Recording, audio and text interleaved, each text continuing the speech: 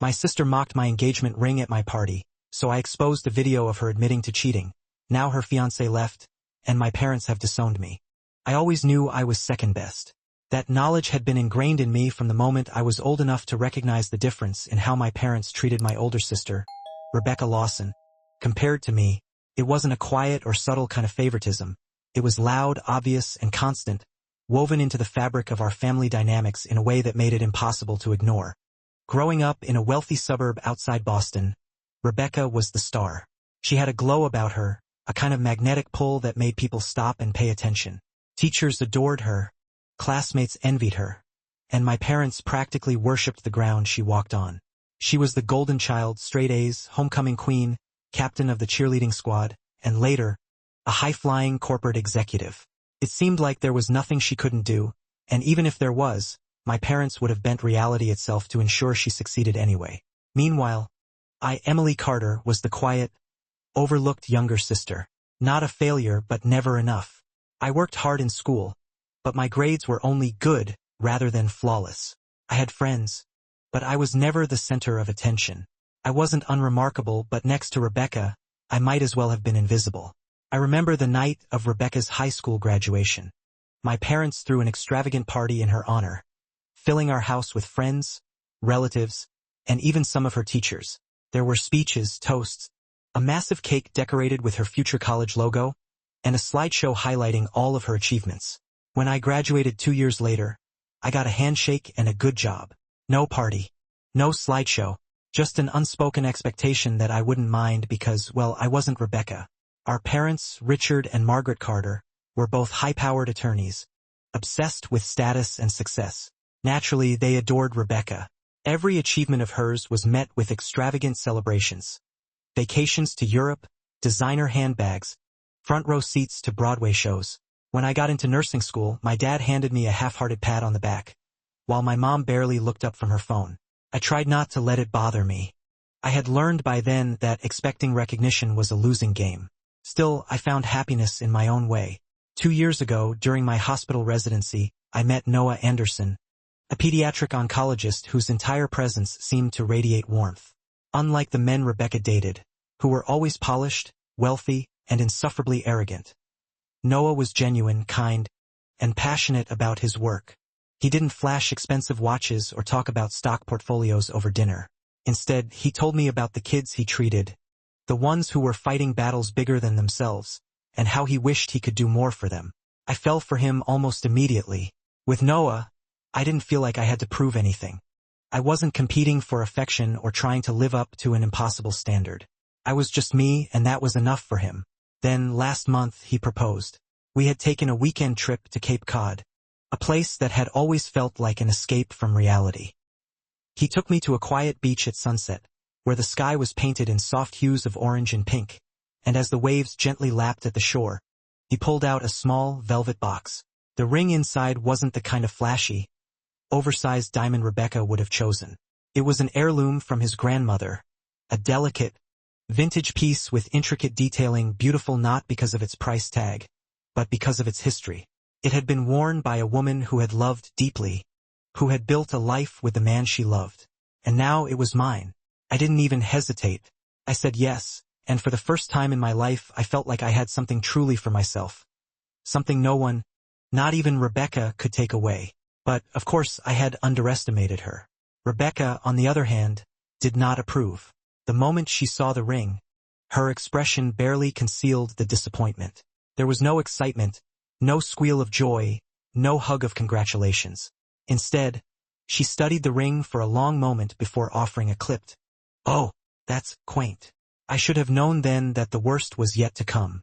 Despite the years of tension, the constant comparisons, and the subtle and not-so-subtle digs, I let myself believe, just for a moment, that this night could be different. My parents had shocked me by offering to host an engagement party at their home, a place that had never really felt like mine.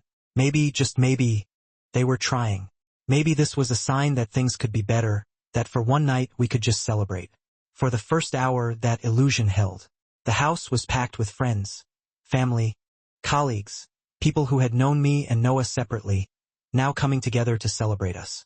The sound of clinking glasses and warm laughter filled the space, And for once, I let my guard down. Even Rebecca seemed unusually pleasant, engaging in small talk and even asking about our wedding plans. Felt surreal.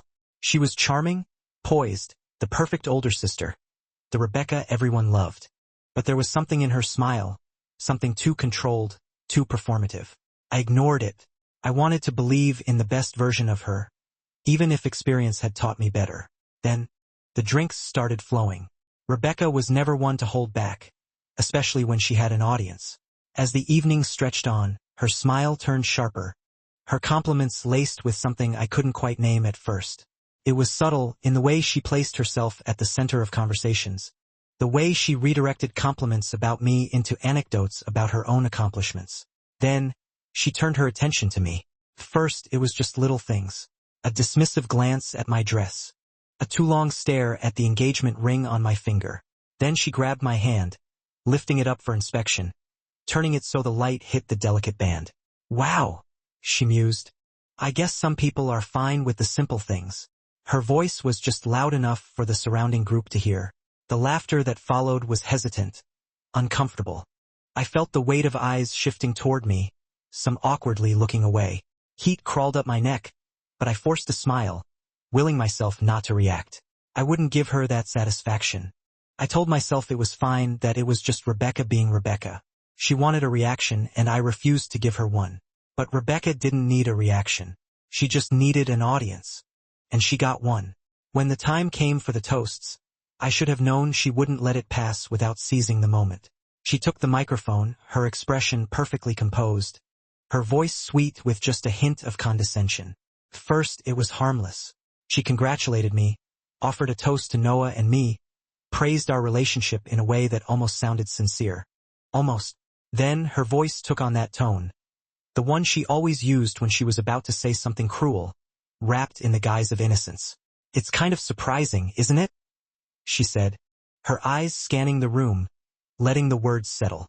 "I mean, no one expected Emily to get married first. But hey, even quiet girls get lucky sometimes." A ripple of unease moved through the room. The air grew thick, charged with something unspoken. Some people exchanged glances. Others stared at their drinks, as if hoping to disappear into them. Rebecca wasn't done. She tilted her head, her smile widening as she delivered the final blow. "And I guess when you're a, let's say, low-value woman, you have to take what you can get. I mean, it's nice, really.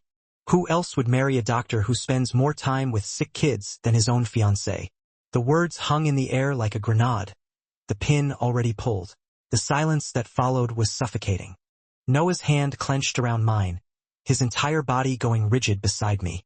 I could feel his anger radiating off him, controlled but barely. Across the room, Christopher Evans, Rebecca's fiancé, looked like he wanted to sink into the floor, his face frozen in a mixture of embarrassment and disbelief. My vision blurred, not with tears, but with sheer, burning humiliation. I could feel it in the pit of my stomach, that familiar weight of being reduced to nothing in front of people who should have celebrated me. It wasn't just the insult, it was the fact that she knew exactly how to land the hit where it would hurt the most. And that was when something in me snapped. 2 months earlier, something happened that I never could have predicted. It started with a message, an unexpected notification that popped up on my phone late one night. It was from Adam Thompson, Rebecca's ex-boyfriend from college. I hadn't spoken to him in years, and at first I hesitated to open it. We had never been particularly close, and as far as I knew, he had moved on from whatever disaster had been his relationship with Rebecca. But curiosity got the better of me, and I tapped on the message. "Hey, Emily, heard you're getting engaged. Congrats. This is kind of random, but I thought you should see something. Call it a wedding gift." Attached was a video file. I stared at it for a long time before pressing play. The footage was grainy but clear enough. It had been filmed in a dimly lit college dorm, a much younger Rebecca in the center of the frame, sitting on a bed, visibly drunk. A smug grin stretched across her face. I recognized the setting immediately. It was from back when she was still with Adam. The voice behind the camera, presumably one of Adam's old friends, coaxed her into talking, and then she confessed. At first, it was small admissions, laughing about how Adam had been too trusting, how she had always been able to get whatever she wanted out of him. But then came the bombshells. She openly bragged about cheating on him with his best friend, no less. She detailed how easy it had been, how Adam had never suspected a thing. She laughed about how she had tested the limits of his trust.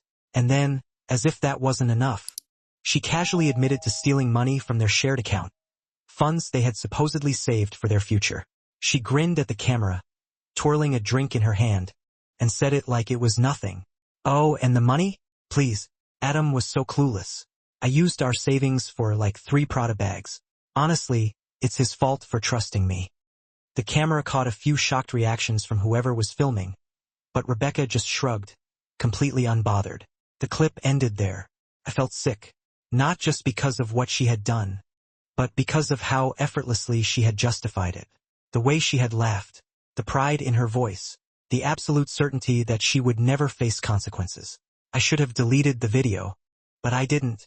Instead, I saved it, not out of malice, not with any intention of ever using it, but because some part of me knew that one day, I might need to remember exactly who Rebecca was. And now, standing there at my own engagement party, humiliated, burning with rage, watching Rebecca bask in her petty victory, I knew exactly what to do with it. My hands moved on autopilot. I pulled out my phone, scrolled through my saved files, found the video. My heart pounded in my chest, but my rage burned hotter than any second thoughts. I connected my phone to the Bluetooth speakers, took a deep breath, and pressed play. First, no one seemed to understand what was happening. Then, Rebecca's voice filled the room. "Oh, please. Adam was so boring. And his best friend was right there. I mean, it wasn't technically cheating if you don't get caught, right?" Everything stopped. People turned. Eyes widened. The laughter from earlier died instantly, replaced by stunned silence. Rebecca's face went completely pale. But the video wasn't finished. "Oh, and the money?" A drunken giggle. "Adam was so clueless. I used our savings for like 3 Prada bags. Honestly, it's his fault for trusting me."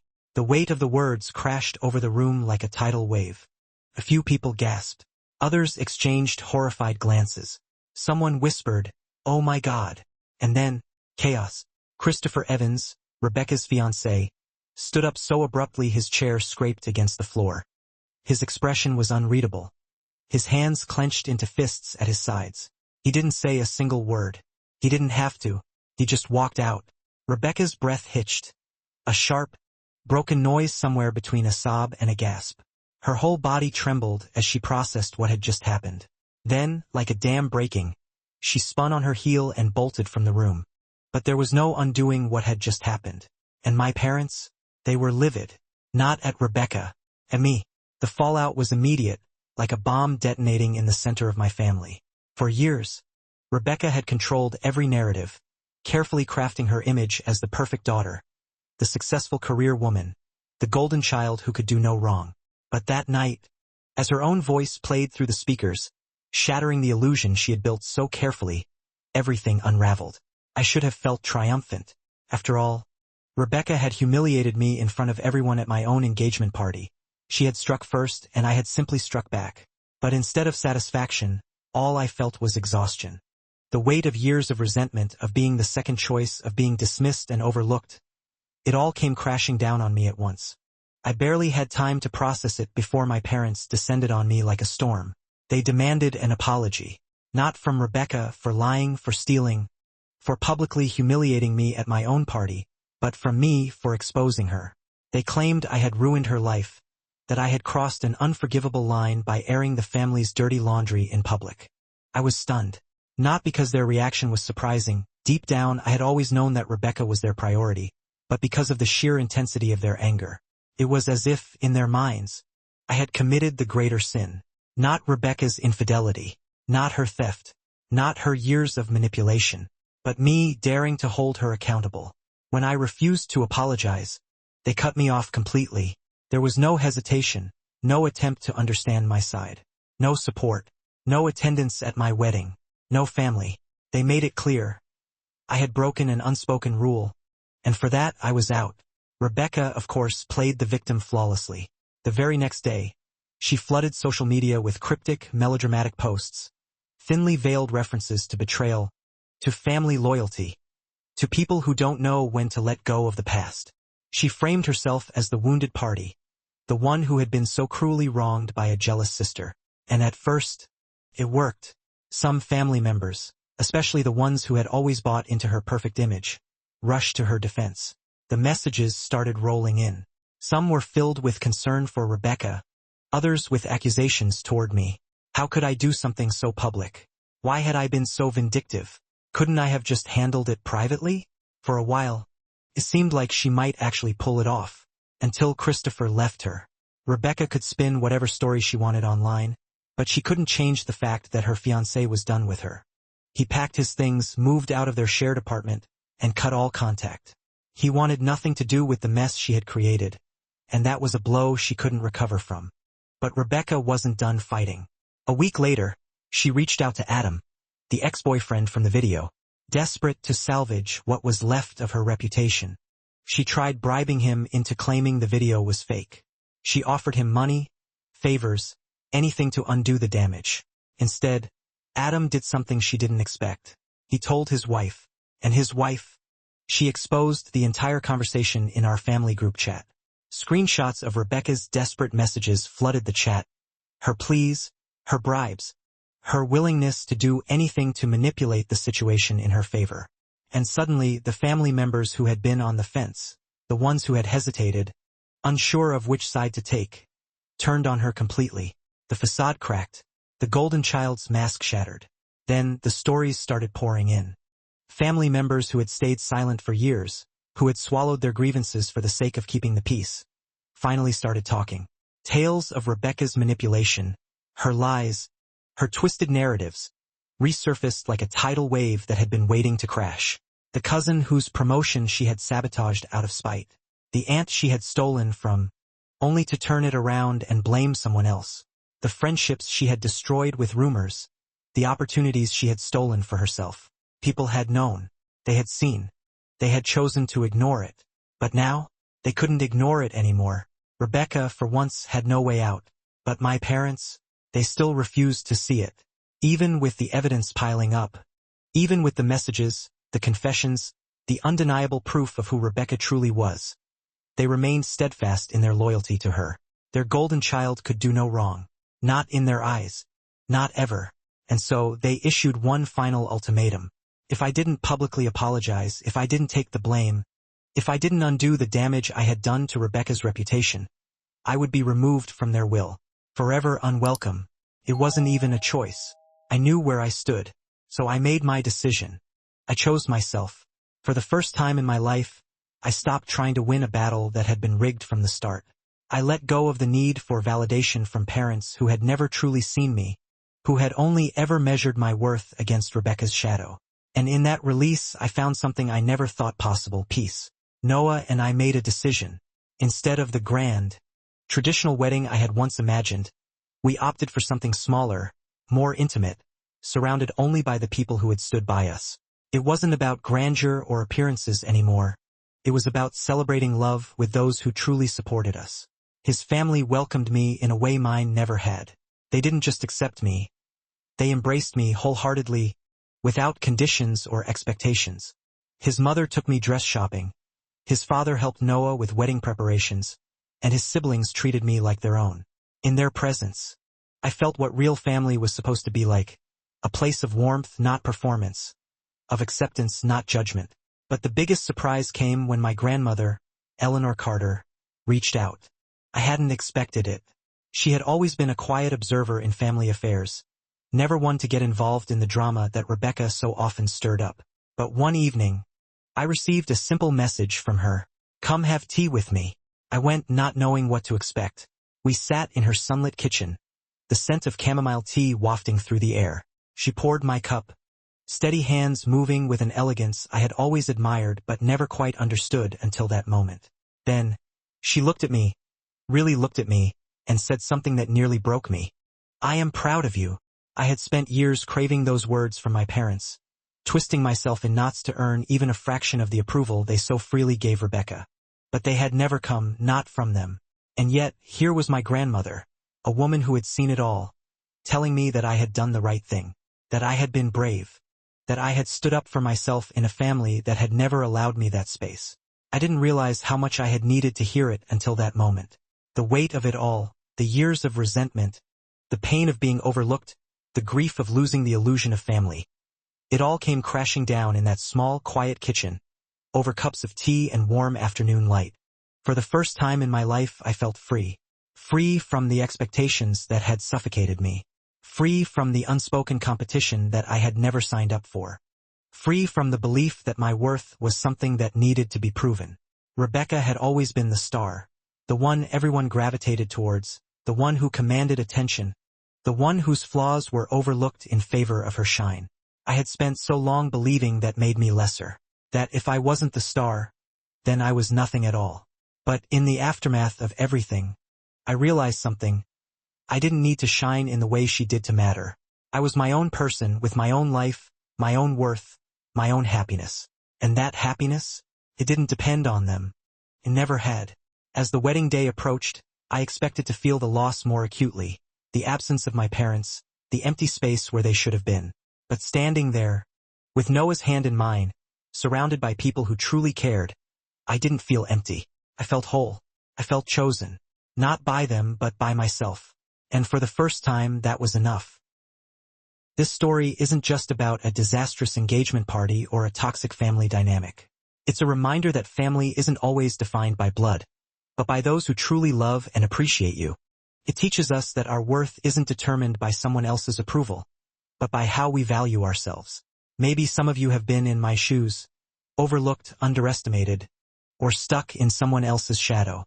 If so, I hope this story helps you realize one thing. You don't need validation from those who refuse to see your worth. Choose yourself. Stand up for yourself. And most importantly, surround yourself with people who truly deserve you. What are your thoughts on this story? Have you ever been in a similar situation? Share your thoughts in the comments below. And don't forget to like, subscribe, and turn on notifications so you won't miss the next compelling story. Thanks for watching.